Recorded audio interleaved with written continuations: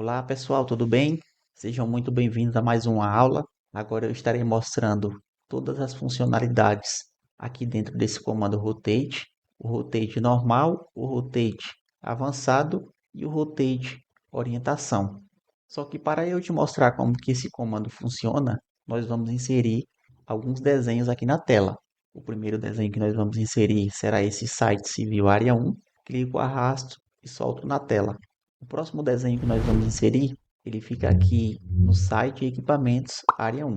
Vou abrir aqui, você vai clicar aqui em cima desse equipamento, 1502B. Clico, arrasto e solto na tela.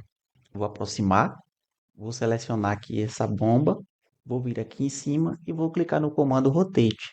Vou desligar a tecla F3, vou aproximar aqui da minha bomba, liguei a tecla F3 novamente, vou pegar esse ponto central aqui como referência, vou clicar, desligo a tecla F3 e se você visualizar, você já consegue girar a sua bomba nesse sentido. Ó.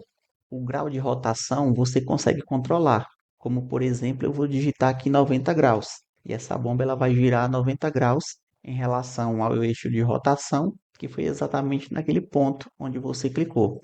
Agora eu vou vir aqui no comando Rotate novamente, vou pegar esse ponto central aqui como referência, vou desligar a tecla F3 e vou digitar o ângulo de menos 90 graus para voltar à posição normal.